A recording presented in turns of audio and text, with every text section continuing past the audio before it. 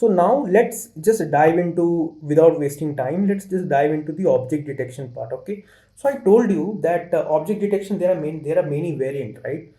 So the first is like RCNN, okay, then Fast-RCNN, faster, and then YOLO. Okay, so these things, see, these things I could just go and directly like jump into the YOLO model. Okay, but see, I really wanted to be honest with my teaching. Okay, so that's why I really wanted to go a deeper. Okay, so that your mind could like accustom to all these things. Okay, so that you yourself feel very conducive whenever these kind of topics arrive in any AI discussion. Okay, so you will feel little confident about it, right? That what other things is there, right? So yeah, that's why I really wanted to like touch each and every topic. Okay, and like from the beginner to medium level, so that you can actually have a participate in the conversation. Okay, see, when it comes to RCNN, okay, so when it comes to the object detection model, right, so there is a evolution phase. Okay, so earlier the people used to do the object detection by using the RCNN model. Okay, I'll tell you about this model as well. Okay, now the other thing is like after this the Fast-RCNN has been evolved. Okay, then after this some Faster-RCNN has been evolved, then after this YOLO, like the king of all model. Okay, the you only looked once. Okay, this is actually the model full form. Okay, so this is actually like till now has been used by a lot of industries, right? So even like we, for our own object detection model on the edge device, are actually using the YOLO model. So we try to train our own YOLO model on the basis of that. Okay, so don't worry, we'll go each and every part in detail. Okay, for YOLO we will have a different separate lecture of training part, like doing everything, data pipelining and everything. Okay, so for now let's say that like when it comes to RCNN. Okay, so RCNN, if I give you a very simple practical example that what is basically RCNN, so just think about this way. Okay, so let's say that you have an image. Okay, now whenever you wanted to like try to detect the object through RCNN. Okay, so what researcher has actually came up with, so they have actually used the algorithm which is like selective search algorithm. Okay, so they have actually used the algorithm which is like selective search. So what does selective search do is that it will just randomly like take out all this reason. Okay, so let's say that from this, let's say that I have 16 by 24 image. Okay, so these many dimensions. Okay, so what I will do is that I will try to run the selective search algorithm over it. Now this algorithm is basically try to like fetch out the different reason of the image. Okay, so suppose that if I get 2000 such different, I would say the parts of the image. Okay, and all this 2000 has to basically pass let's say to the CNN network. Okay, to do the classification. Okay, that let's say that these things. Okay, so these things actually has to pass, and each will be one by one. Okay, and this will take a lot of time. Okay, so this will like take around 1 minute just to say that the man is basically present inside this image or not. Okay, so this is very slow. If I go into the diagram, you were able to understand. Okay, so let's say that you have an image. Okay, then you try to use the selective search proposer. It means that from the input image itself, right? So it will try to like randomize, then it will try to like take out the different variation of the image. Okay, and it could be very large. Okay, suppose if I am taking the 2000 variation. Okay, so like training the 2000 variation each one by one and feeding it into the CNN network, right? It will take hell a lot of time just to classify this image. Okay, even just to pre-process this image, it is taking a lot of time, because those days I think even like the GPU compute was not available. Okay, so you can think that primarily the people used to do CPU training on CPU, and it will take hell a lot of time to like just train the RCNN model, and it was not like a very precise as well. Okay, so that is why like people actually move forward to Fast-RCNN. Okay, so the reason of using the Fast-RCNN is that people don't wanted to use the every convolution neural network, let's say 2000 time. Okay, so let's say that if I get the 2000 number of images. Okay, or let's say proposals. Okay, of the different parts of the different parts from the image. Okay, now and every 2000 has to pass into the CNN network sequentially. Okay, so one after another. Okay, so that is why to come up with this solution. Okay, so like because this is like a very mental toughness. Okay, to do and training and other things. Okay, so that is why people have converged this problem into the Fast-RCNN. So how does like people try to make it little faster is that so they have come up with the solution that they will going to use only one convolution neural network. Okay, they are still going to like fetch the 2000 number of reasons from the image. Okay, But the point is that they are actually feeding it into the one convolution neural network. That's it. So for 2000, they are not separately using the 2000 convolution neural network. Okay, they are actually feeding it into the one convolution neural network to train it properly. Okay, so of course it will take a lot more lesser time compared to, let's say, the RCNN model. That's why, right? Now, when it comes to the faster RCNN, right? So faster RCNN, just remember one thing, right? That RCNN and fast RCNN is kind of like they have a lot more similarity between them, right? But when it comes to faster RCNN, right? So these were basically the game changers, right? Why? Because they have actually used something which is like really interesting. Okay, they have used a pre-trained model which is like the RPN, which is like reason proposal network, and they are actually not using any kind of a selective search. So like that is basically the biggest benchmark. Okay, so what does that mean is that suppose that you have this image. Okay, so I'll just erase it so that you will get it more about it, right? So suppose that you have an image, right? Now, when I am supposed to use the faster RCNN, right? So I am not supposed to like break the image into 2000 small reason and proportion. Okay. Now what I'm trying to do is that I will be passing it into a CNN network. Okay, I will be passing it into the CNN network, and I will get different features. You know, right? Features, right? So you will be getting different number of features. Okay. Now I am going to only select those feature which is like necessary. Okay, which is like very golden, which is like very like contain a lot more information. Okay, I wanted to skip all those unnecessary features from my CNN network. Okay, so for that I think they have actually used something called as RPN, right? Reason proposal network.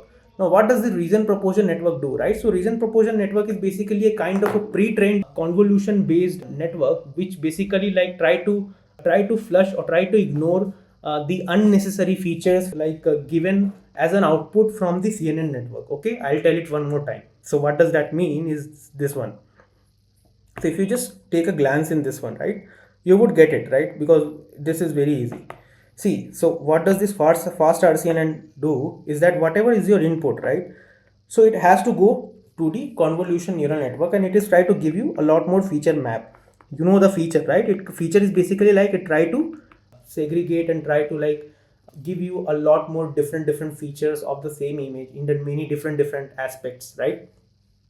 And these feature may contain some useful feature and some unused feature. Okay, like which is not very useful, right?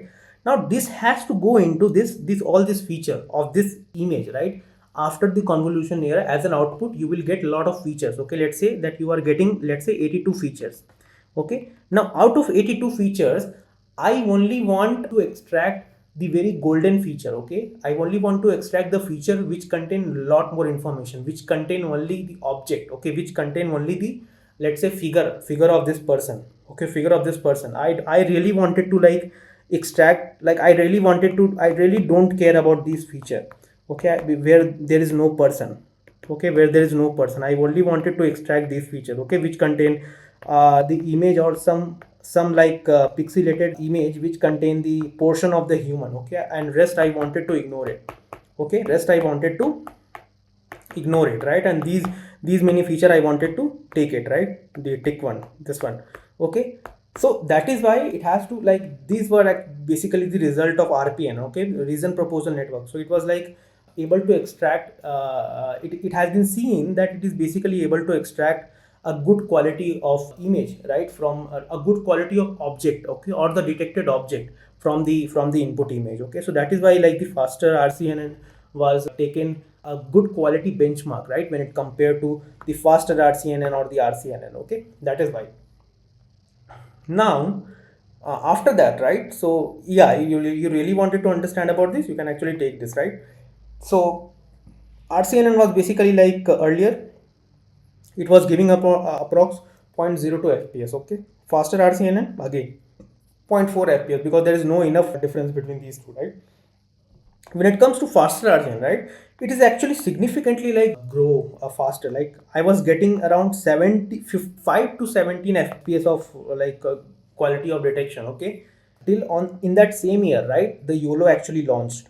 Okay, and it has completely changed the game. Okay, so when it comes to YOLO, so YOLO is basically the you only look once model. Okay, so what does this YOLO model do? So YOLO model tells, I mean, the researcher who actually published the YOLO architectures, so they have actually come up with the idea that I really don't care about these many number of layers, okay, because these images are actually like passing, has to pass through these many number of layers, okay, these many number of layers. So the proposal that researcher actually like given for the YOLO model is that they will only going to use the one convolution neural network, that's it, okay. They have trained it so hard, they have trained it so precise, right, that they are supposed to use only one CNN network, and that is well good enough to like do the detection, okay. Now how does it do the detection? Now we'll come into this, right. So let's say that you have some kind of an image, okay. So now this image is basically like divided into the different region or grid, okay. These are basically first grid, second grid, third grid, fourth grid, okay. So let's say that this image is actually so I'm basically passing this image into a trained CNN model. Let's say that I'm supposed to use VGG or the other AlexNet or VGGNet, okay. Now what does that YOLO model do is that in middle they are actually using only one CNN architecture, that's it, okay. Now what does that architecture will do? That architecture will tell that every grid, right, so for every grid I shall be having only two bounding boxes, that's it, okay. Again I'm telling, so this image has to pass to the one heavily trained CNN model, so that as an output of every grid you will be getting the two bounding boxes, that's it. Two is good enough, right? And the two bounding boxes, so this one, right, see, simple and easy. Image is divided into the grid. Let's say that I have this image which is 6 by 6 image, right? So each grid is going to predict the two bounding boxes, okay. And for each bounding boxes I have 4 coordinate, because when I say bounding box, right, so bounding box means what? So let's say that I have detected some image, right? So as a user you should know, right, that on the base image what should be the region where my detected object has been found out, okay. So that is why it has like peripherized into the bounding box, okay. So the bounding box will be having the 4 coordinate, okay. I mean this coordinate, this coordinate, this coordinate, this coordinate, okay, so that you will get a rectangular shape of box, okay, so that you would visually able to see that this is my detected object, okay, this is my person, this is my balloon, this is a tree, okay.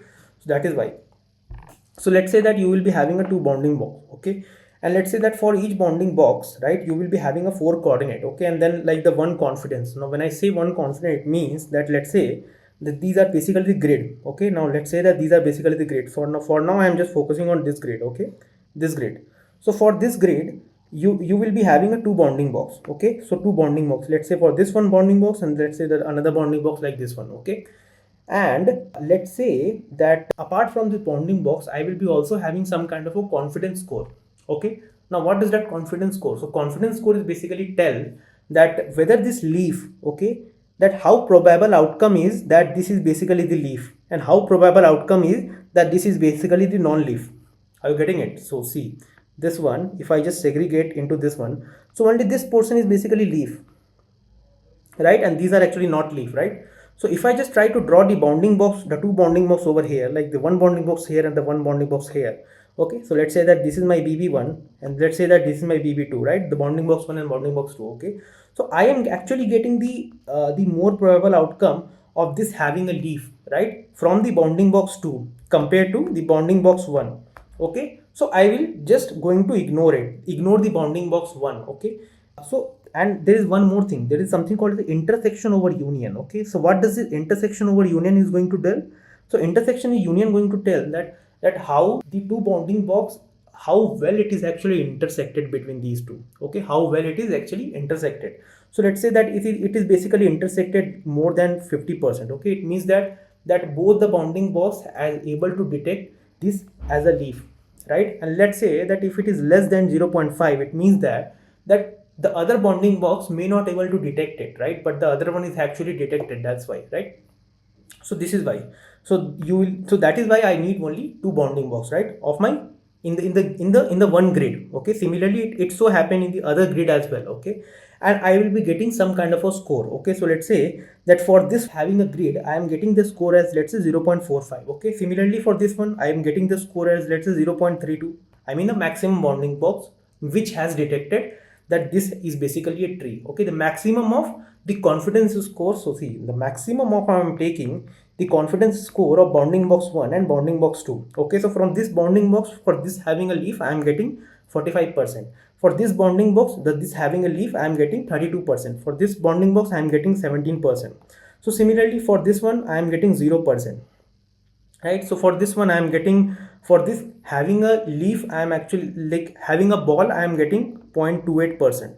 So in this way, right, now in this way what I will able to do is that I will see that all the bounding boxes which is like around the area of tree, right, so I will just going to find out the mean of it. Okay, in this way I would able to know, right, in this way I would able to know that this is basically the part of tree. Okay, this is basically the part of balloon, this is basically the part of human head, in this way.